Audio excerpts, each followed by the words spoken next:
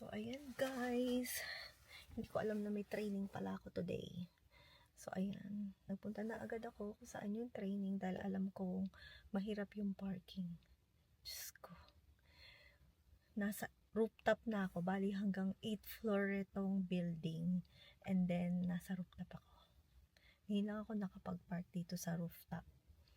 Grabe, ang daming sasakyan. So, pakita ko sa inyo guys. So, ayun.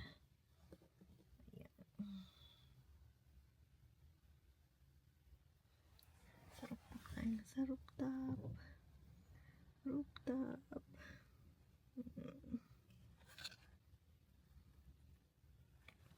So, buti na lang nakapag-park tayo. Dahil hindi ko alam gagawin ko pag hindi ako nakapag-park. So, labas muna ako. Punta na ako sa training. Alright, guys. Ayan. Nasa rooftop tayo, guys. Diba? Ayan. Rooftop. So, may stairs. Pero wala yung elevator. Nakakatakot naman. Ay, hila ko ba yung car? So, ayan guys. After kong i-check yung, kung nalock ko yung car, ayan, ganito tayo kataas. Parang nasa 9th floor tayo.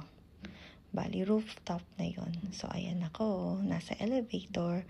And then, on the way na ako niyan sa aking training. So, ayan, kinagabihan. So, nagluto si G-Style ng aming dinner.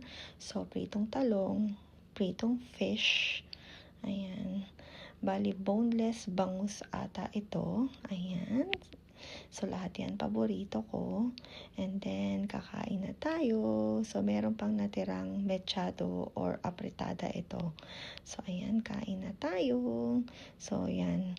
So, paborito ko rin yung carrots. Ayan. So, paborito rin nyo ba yung guys yung pritong talong, pritong isda, at yung kinakain ko. So, ayan. Kumuha tayo ng pritong talong. Hindi ko na lang din nalagyan ng bagoong. Pero usually, ayan, may bagoong tayo. At napakasarap. So, syempre, wala tayong rice. So, kaya nyo rin ba guys na kumain ng walang rice? Ayan. So, tatapusin ko lang din itong food ko. And then, mag-i-edit ng video. And then, matutulog na. So, paano guys? Hanggang dito na lang ulit. Thank you guys for watching. Bye!